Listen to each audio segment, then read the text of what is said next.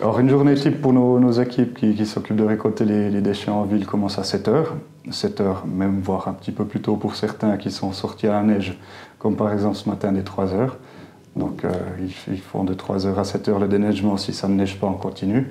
Et ils continuent par faire le ramassage des déchets en tout genre, que ce soit les ordures ménagères, les déchets valorisables comme le sont le papier, le carton, les déchets comme les huiles, les boîtes, les aluminiums, le fer blanc, etc.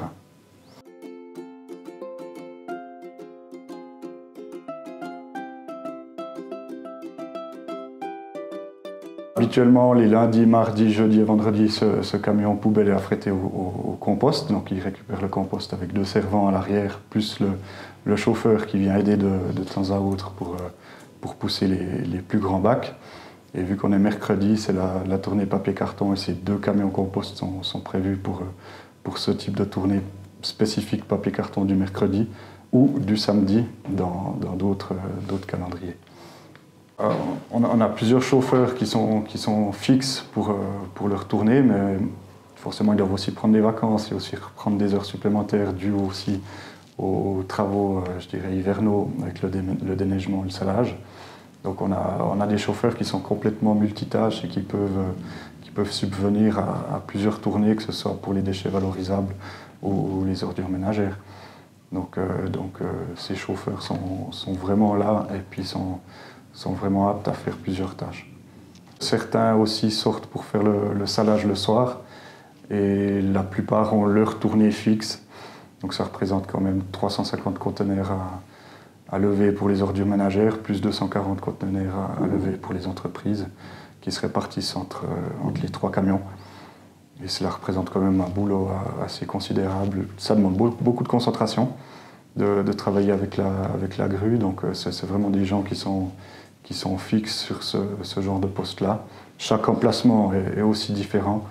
La grue ne peut pas être, je dirais, mise n'importe comment. Les pieds aussi, les trépieds doivent être posés d'une manière ou d'une autre en fonction de l'emplacement et doivent jouer avec tous ces critères pour effectuer leurs tâches dans les meilleures conditions possibles.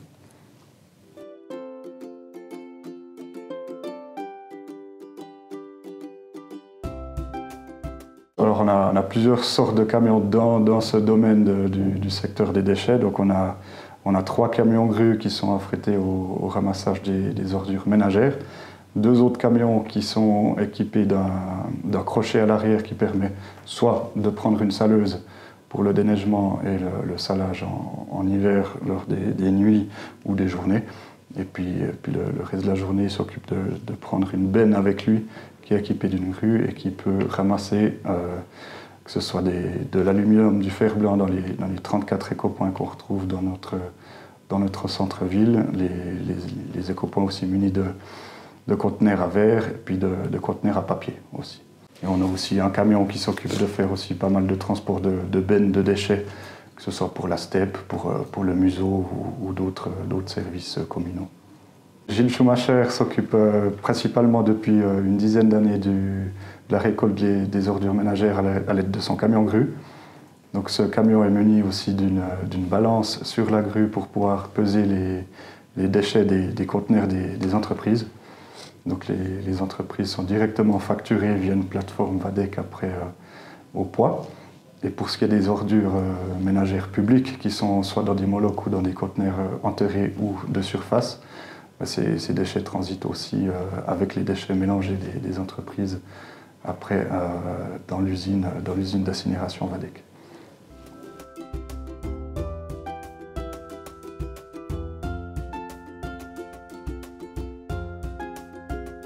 Les déchets incinérables ils sont directement acheminés via l'usine de traitement VADEC qui est juste à côté de notre bâtiment. Et pour tous les autres déchets valorisables, une bonne partie transite par VADEC, comme le papier-carton qui est ensuite retrié dans une station de tri à Cotendard dans le bas du canton. Pour ce qui est des huiles, elles partent directement aussi chez Thomen et Furler ici, au bout de la ville où elles sont traitées directement. Les boîtes, l'aluminium et le fer blanc sont traités aussi localement par une entreprise, La Place, qui la recycle, donc c'est l'entreprise Favre. Et pour ce qui est du verre, qui transite aussi par un partenaire privé local, qui est l'entreprise Tanner, qui lui après l'achemine chez le repreneur Vetro Suisse. Les encombrants sont incinérés, les encombrants métalliques sont séparés et aussi acheminés dans leur propre filière. Les plastiques, faut différencier deux sortes de plastiques. Il y a les plastiques incinérables, puis il y a les plastiques qu'on peut encore recycler à l'heure actuelle, qui sont les flaconnages, donc qui sont acheminés via d'autres filières chez des repreneurs. Les déchets incinérables ne sont pas qu'incinérés finalement, ils sont incinérés dans un but de valorisation thermique, donc qui sert au chauffage à distance installé en ville de Chaux-de-Fonds et aussi à produire de l'électricité avec Viteos comme partenaire. Il y a un autre gros secteur des déchets qui est la déchetterie intercommunale. Donc on a deux déchetteries sur le site de la commune, c'est le site du Cré du Locle et le site du Marais, qui est une plus petite déchetterie où on a un seul surveillant qui est là les jours ouvrables, sinon la déchetterie intercommunale où on peut acheminer toutes les sortes de déchets valorisables que l'on retrouve dans un ménage commun.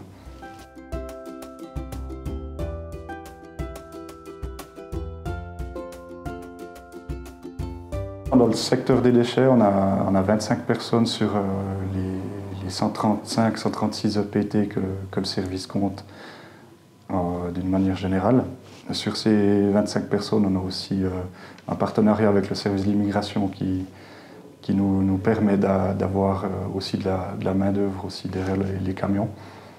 Ça leur fait aussi une petite expérience professionnelle, ils dégagent aussi un petit salaire avec ceci. Et grâce à eux, on peut aussi avoir certains engagements à futur, certains ouvriers qui fonctionnent très bien, qui remplissent vraiment les critères qu'on engage à terme et qui évoluent ensuite dans l'entreprise au fur et à mesure de leurs activités.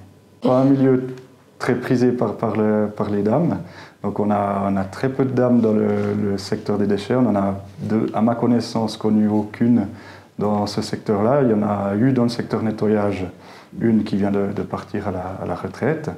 On en a un peu plus dans le secteur des espaces verts, mais secteur déchets proprement dit, j'en ai jamais connu malheureusement, parce qu'on a plusieurs panels de métiers qui pourraient s'offrir à elles, qui sont reconnus via des formations des CFC aussi, comme chauffeur poids lourd, comme grutier, etc.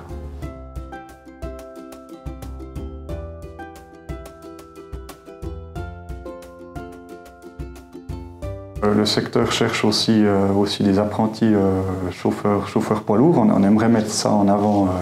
C'est en cours de réalisation, donc pour l'instant on ne peut pas encore se projeter et savoir si ce sera pour cette année déjà au mois d'août à la rentrée ou pour les années à venir. Donc on est en concertation avec le service des ressources humaines. Et puis on est en discussion parce que le marché du travail pour les chauffeurs est assez tendu. On a de la peine aussi à recruter, à trouver du monde, que ce soit, on est aussi en discussion avec les acteurs privés de la place, et puis on constate qu'on a de moins en moins de postulations pour ce domaine-là. Donc on essaye de prendre le problème par le bas et puis de pourquoi pas former un apprenti ou deux par année en tant que chauffeur.